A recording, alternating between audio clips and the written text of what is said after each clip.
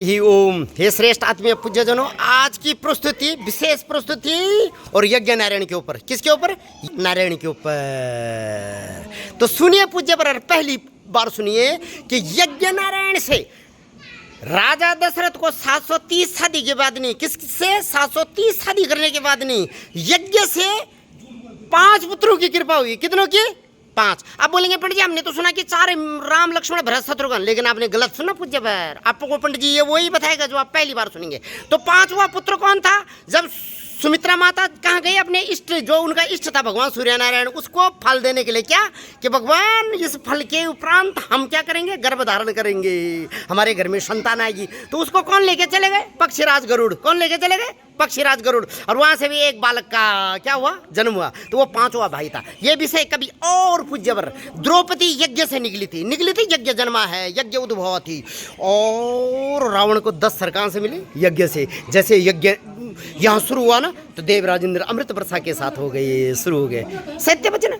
तो पूज्यवर जब भी यज्ञ करे, पहले तो यज्ञ ऐसे ही आपको यज्ञ, आपका यज्ञ को पूर्ण यज्ञ करने का सौभाग्य ऐसे नहीं मिलता। 21 पीढ़ियों के पितरों के पुण्य उदय होते हैं। 7 पीढ़ी आपकी पिता पितामह पितामह सब एक ही उसके हो, लेकिन 7 द्वितीय गोत्र आपके मातल पक्ष के पितामही और मातामही, इस तरीके से 21 पीढ़ी के पितरों के पुण्य होते थे। तब आपके जीवन में यज्ञ करने का आपको सौभाग्य प्राप्त होता है। तो पूज्यवर जब यज्ञ करे ना, बहुत सोच समझ के, क्योंकि शास्त्र बोलता है नास्ति यज्ञ संग रिपु। बोला पाकिस्तान के साथ लड़ाई लड़ने के, चीन के साथ लड़ाई लड़ने के आप यज्ञ गलत कर दो तो वहीं से आपका क्या हो जाएगा? इष्ट का अनिष्ट हो जाएगा। बोले पंडित जी एक उदाहरण दीजिए। आपको पता है जग विख्यात कथा है कि कुंभकर्ण ने क्या बोला? इंद्रासन इंद्रासन इंद्रासन, ब्रह्मदेव इंद्रासन दे। और लास्ट टाइम ई की जगह क्या लगाए थे? निंद्रासन। और निंद्रा देवी के आगोश में चले गए 6 महीने के लिए। गए कि नहीं गए? बोला ब्रह्मदेव मैंने तो इंद्रासन मांगना था। बोला गलत, आपने पासवर्ड गलत लगा दिया, आपने निंद्रासन मांग दिया। दूसरा उदाहरण देखिए पूज्यवर, तुष्ट ऋषि ने यज्ञ किया पुत्र कामना के लिए। और यज्ञ का उद्देश्य क्या था? कि एक ऐसे पुत्र पैदा हो जो इंद्र का वध करे। लेकिन दुष्ट ऋषि से गलती हो गई और पुत्र तो हुआ, लेकिन जिसका वध किसने कर दिया? इंद्र ने कर दिया।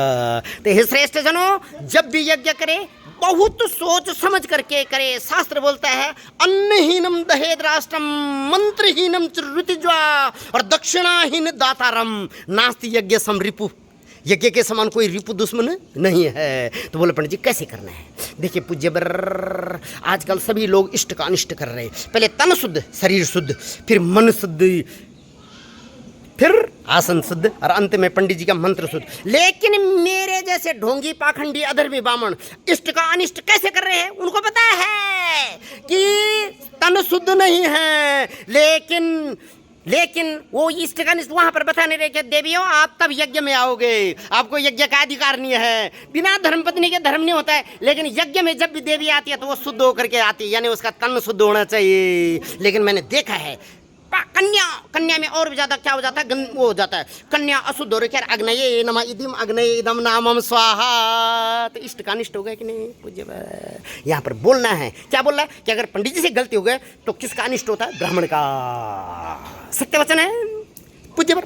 तो जब भी यज्ञ करे सोच समझ कर करके, और उसमें भी पूज्यवर बिना धर्मपत्नी के यज्ञ नहीं होता है। राम ने जब रामेश्वर में शिवलिंग की स्थापना की ना, आपको पता है, तो पंडित जी कौन थे? रावण जी महाराज। और उन्होंने बोला राम को कि अपनी पत्नी ला, नहीं तो मेरी बहन घूम रही है शूर्पणखा, उससे शादी कर, लेकिन बिना धर्मपत्नी के यज्ञ नहीं होगा। तो तब तो सीता आई थी और सीता के साथ राम ने यज्ञ किया। और दूसरी बार जब सीता वनवास में थी लव कुश के साथ भी, जहाँ उनका जन्म हुआ, तब राम ने किसकी सीता बनाई?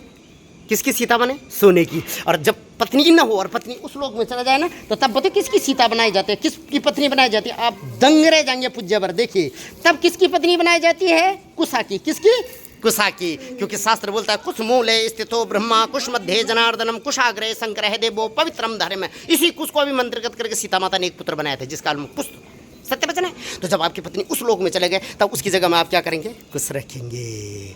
सत्य वचन। लेकिन बिना धर्म पत्नी। लेकिन दुर्भाग्य यह है, शास्त्र इससे आगे एक चीज़ और बोलता है पूजी पर, कि जब यज्ञ करते हो तो धर्म पत्नी स्वाहा यज्ञ में ये नहीं डालेगी, समिधा नहीं डालेगी। वो अपने पति के दाम भाग को स्पर्श करेगी। उसको पति की दाम भाग के स्पर्श करने से यज्ञ का पुण्य फल मिल जाता है। पति देश विदेश दिग दिगांतर जाता है, वो भरण पोषण करता है, वो पालक है पूज्य पर। लेकिन पत्नी क्या करेगी? पति को स्पर्श करेगी लेकिन देखिए दुर्भाग्य कि लगा नमः स्वाहा, तो फिर वो यज्ञ कैसे करेगी? देखिए पूज्य पर पंडित जी उसके पास क्या दे देंगे? एक इस तरीके से दोना दे देंगे, और यहाँ पर पंडित जी मंत्र पढ़ेंगे अग्नये नमः इति अग्नये इदम नामम स्वाहा, इसमें डालेगी। और जब यज्ञ पूर्ण हो जाएगा ना पूज्य पर, तब वो अपने पति के पास देगी अथवा ब्राह्मण देवता की, हे ब्राह्मण देवता अब इसका पूर्ण आहुति कीजिए, लेकिन अग्नये नमः स्वाहा, इंद्राय नमः स्वाहा, प्रजापतये नमः स्वाहा, ऐसे करके रट्टा लकीर के फकीर वाली बात नहीं करेगी पूज्य पर। सत्य वचन है। तो कैसे रही प्रस्तुति? अगर आपको लगता है कि प्रस्तुति सच्ची, अच्छी और उचित है, और अगर पाखंड है तो पहली बार इस पाखंड से पाखंड की परिभाषा, पा माने होता पालन करना, विधाता ब्रह्मा के बनाए हुए विधान का, विष्णु भगवान जो पालन करने वाला श्री हरि, उसके विधान का, उसके संस्कारों का। तो पा से मैं पालन करता हूँ विधान का, और खंडन करता हूँ किसका? जो वेद विहीन है, जो शास्त्र विहीन है। तो मैं पाखंडी से पहली बार अब धर्म का ज्ञान सुनो पूज्य वर, कि जब भी यज्ञ करें बहुत सोच समझ कर यज्ञ करें, नहीं तो यज्ञ का पुण्य फल क्या जाता है? गलत चलता है। अब इससे आगे दूसरी बार सुनिए पूज्य वर। देखिए ये हो गई सिंह, गाय के सिंह, क्या हो गए? गाय के सिंह हो गया। इसको गौमुखी मुद्रा बोलते हैं अथवा मृगनी मुद्रा बोलती है। जब भी यज्ञ करें ना, देखिए पूज्य वर, तो इन 3 उंगलियों का इस तरीके से ग्रिप बनाते हुए, देखिए ये हो गया यहाँ पर लेके, और ये उल्टा, कई बार आप उल्टा कर देते। मैंने बोला नास्ति यज्ञ समरिपु, दुश्मन पालने की जरूरत नहीं है। पाकिस्तान, बांग्ला, चाइना, सिर्फ यज्ञ आप गलत कर दो। तो इस तरीके से पूज्य वर, आप पंडित जी यहाँ से मंत्र पड़ेगा इदम अग्नये इदम नामम, और स्वाहा, तो तब आप स्वाहा में डालेंगे, हाथ को रोकेंगे नहीं। जैसे यहाँ से क्या कर दिया आपने, क्या लगाया? रिमोट, तो रिमोट से उधर कलर चैनल लग गया, उधर से स्टार प्लस लग गया, इधर से आपका पोता आया, उसने कार्टून चैनल लगा दिया। किसी ने टीवी को टच किया? नहीं किया। सिर्फ यहाँ से एक फ्रीक्वेंसी जिसका नाम मंत्र है, जिसका नाम एनर्जी है, जिसका नाम ऊर्जा है, वहाँ वो चैनल लग गया। उसी तरीके से जैसे पंडित जी यहाँ से मंत्र पढ़ता है, क्या? ओम घृणी सूर्याय नमः, या ओम ह्राम ह्रीम राम सा सूर्याय नमः, तो सूर्य देवता आ गए और सूर्य देवता को आहुति चली गई। लेकिन पंडित जी नहीं आते, सूर्य के मंत्र पढ़ दिए, और आपका तब तक फोन आ गया। आप पंडित जी ने मंत्र क्या कहा? ओम शम शनये नमः, शनि का, और आपने वो झूठा सूर्य का था ना, तो झूठा सूर्य का शनि को देंगे तो इष्ट का अनिष्ट हो जाएगा।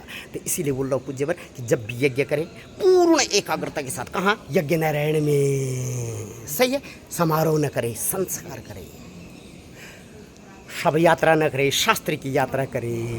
और अब अंत में पूज्य वर, यज्ञ नारायण की पत्नी का नाम पता क्या है? नहीं पता है। अग्नि की पत्नी का नाम अग्नये इदम अग्नये नमः स्वाहा। जैसे स्वाहा बोलते तो स्वाहा देव उस देवता को भेज देती है जिसके नाम का आपने रिमोट पकड़ा है, लेकिन अग्नि देवता की पत्नी का नाम स्वाहा है। ये 7 जीवाओं से खाती है पूज्य वर, सप्त जीवा, सप्त अग्नि, सप्त जीव। लेकिन यज्ञ नारायण की पत्नी का नाम है दक्षिणा देवी। क्या देवी है? दक्षिणा। आप बोले पंडित जी आप दक्षिणा मांगते हैं यहाँ पर 100 रुपये, 200 रुपये, 500 रुपये, नहीं। यज्ञ की पत्नी का नाम क्या है? दक्षिणा देवी। तो यज्ञ के उपरांत ब्राह्मण को क्या दी जाती है? दक्षिणा दी जाती है। क्या दी जाती है पूज्य वर? दक्षिणा दी जाती है। दी जाती है कि नहीं दी जाती है? अब आप चाहते हैं कि प्रस्तुति उचित रही तो ब्राह्मण को दक्षिणा दी नहीं चाहिए पूज्य वर। और मेरी दक्षिणा है, मेरे यूट्यूब पे एक चैनल है जिसका नाम विलुप्त ब्रह्म ज्ञान है। क्या है? विलुप्त ब्रह्म। क्योंकि मैं क्या कर रहा हूँ? 7 सागरों में से अनमोल रत्न निकाल रहा हूँ और उनको एक गागर में भर रहा हूँ, और उस गागर में से तब वो 14 रत्न आपके पास भेज रहा हूँ जो समुद्र मंथन से निकले थे। तो अगर आपको लगता है कि पंडित जी आपकी गंगा अलग से बहती है, मेरे हरिद्वार वाली जो महादेव की जटाओं से, ब्रह्मा के कमंडल से और विष्णु के श्री चरण से, वो गंगा नहीं है मेरी। आकाश गंगा ये विलुप्त ब्रह्म ज्ञान की गंगा है जो पिछले जन्म से निकलती है, मेरी पूर्व जन्म से। तो अगर आपको लगता है कि पंडित जी आप कुछ अलग ही गंगा बहाते हो, तो ब्राह्मण को दक्षिणा स्वरूप, क्योंकि यज्ञ हुआ, ब्राह्मण ने आपको यज्ञ का ज्ञान दिया, तो यज्ञ की पत्नी का नाम दक्षिणा देवी है और मेरी दक्षिणा है, मैं सोना चांदी हीरा मोती नहीं मांगूंगा आपको। जब मैं उस लोक में चले जाऊँगा आपके पिता पितामह मातामही पितामही के बाद, तब बोल देना ब्राह्मण आपको स्वर्ग मिले।